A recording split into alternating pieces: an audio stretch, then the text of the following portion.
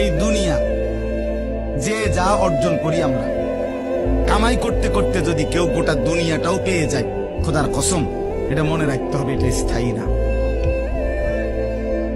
কথা বলেন না, এটা কি না? আচ্ছা, না পাইতে পাইতে যদি কেউ দুঃখ বেদনা হারাইয়া, কিচ্ছু নাই আমার, আমি জীবনে কিছুই পাইলাম না, যা চাইছি আমার কোনো আশা পূরণ হইল না, তো এ ব্যক্তিও মনে রাখতে হবে এটাও স্থায়ী না। ঠিক কিনা বলেন?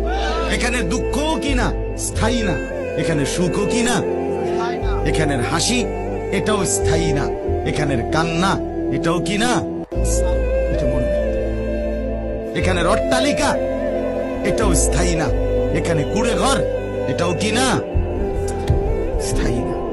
এটা দিলে রাখা যায় ভাই, এটা দিলে রাখা যায়, এটা দিলে থাকতে হবে, এই ইয়াকিন থাকতে হবে। দুনিয়া ক্ষণিকের। আল মাল ওয়াল বানুন জিনাতুল হায়াতিদ দুনিয়া, আল্লাহ কোরআনে বলেন, এই সূরাতে আছে, সম্পদ এবং সন্তানাদি কিছুক্ষণের দুনিয়ার সৌন্দর্য, চিরস্থায়ী না, চিরস্থায়ী না। অতএব এই কথা জেহানে রাখা একজন মুমিনের জন্য খুব জরুরি। আমাদের জীবনের অসংখ্য কিছু এটার উপরে, আপনার চলাফেরাই প্রমাণ করে আপনি এটাকে স্থায়ী মনে করেন নাকি অস্থায়ী। কথা বুঝছেন না?